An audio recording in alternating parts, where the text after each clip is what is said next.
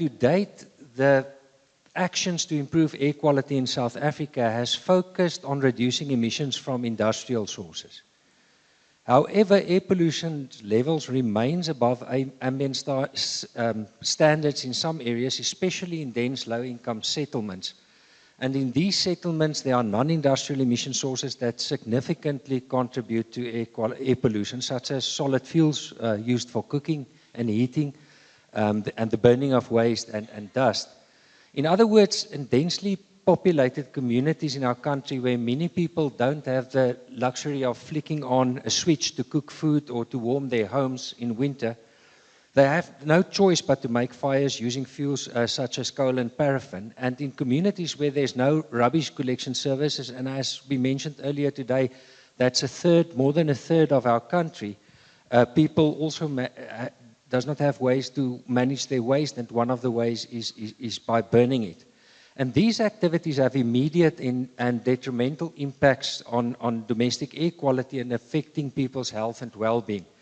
Air quality offsets create an opportunity for industries to partner with government and households to address these non-industrial sources, and importantly, while working towards compliance with legislated emission standards. ASAF's mission includes investigating and providing evidence-based solutions to national problems.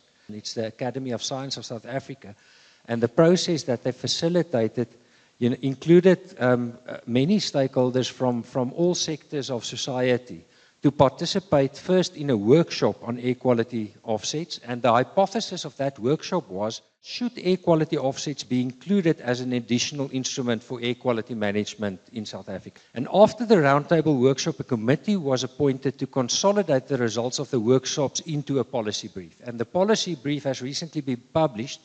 It's air quality offsets as an instrument for air quality management in South Africa. And the policy highlights the central policy and technical aspects of air quality offsets, and it provides recommendations to policymakers, to communities, and to scientists on how offsets can be taken forward in South Africa to maximize the benefits. According to the air quality offset guideline that was published in March 2016, the definition of the air quality offset is, and bear with me, it's quite a definition. Its air quality offsets are interventions implemented to counterbalance the adverse and residual environmental impacts of atmospheric emissions to deliver a net ambient air quality benefit within, but not limited to, the affected airshed where ambient air quality standards are being or have the potential to be exceeded and whereby opportunities and need for offsetting exist. Now that's quite a mouthful, but what it means in practice is that sometimes the largest air quality benefit, close to where people breathe, can be achieved by addressing non-industrial sources of emissions. However, and this is very important, the offsets guideline requires that a scientific approach be followed. In addition, the policy highlights a number of important societal benefits of air quality offsets. Offsets can reduce respiratory and cardiovascular diseases caused by exposure to poor air quality indoors, that can reduce the strain on public health systems and fewer days of productivity loss. Furthermore, they create employment opportunities and improve the quality of life of residents who benefit from a cleaner environment.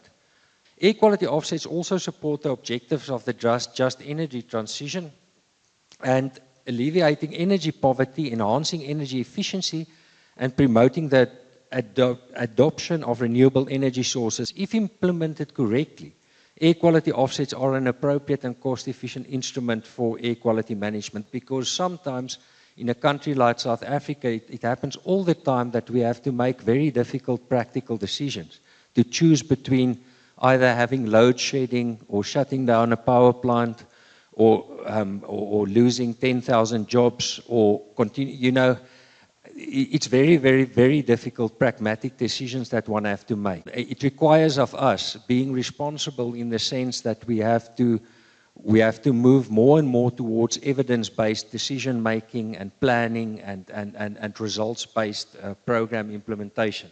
5 general recommendations are made.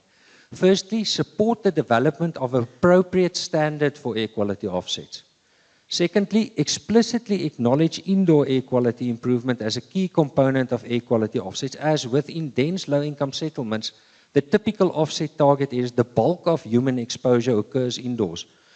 Thirdly, explicitly mandate the collection of quality of life indicators as part of air quality offset programs to ensure beneficial impact of end users. Then fourth, expand the scope of air quality offsets so that they also can be included outside of priority areas in zones where there's non-compliance with ambient air quality standards.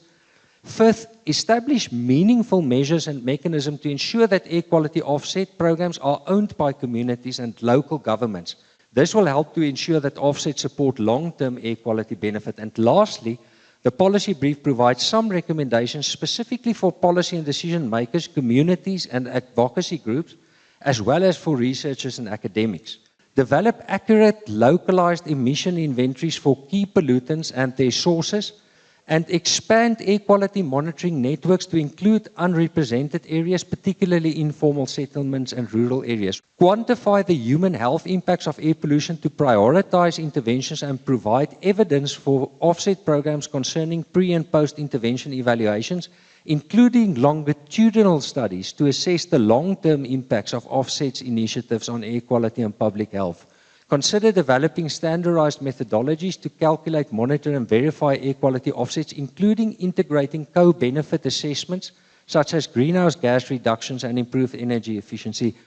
I would like to conclude by saying something from my personal experience. All these programs that I've been involved with have actually been remarkably successful, and I'm convinced that the success of the programs were because we approached it. And I'm going to use the word scientifically because I see science as multi- and transdisciplinary. Yes, definitely we need these technical chemical studies, the source apportionments, but we also need the social sciences. We also need to base our interventions on good social science and good social surveys. Much effort was put into stakeholder engagement and involving local communities, not only in the implementation, but also in many instances in the co-creation. And what I've learned over the years is co-creation takes time. Sometimes, and we don't always have time, but it is worth taking the time because a solution that has been proven and that is really accepted by the end user is a solution that has a much larger chance of being sustainable or at least maintainable. And then my last conclusion then is, my view is that air quality offset should be one of the instruments in the policy basket to progress towards cleaner air. Thank you.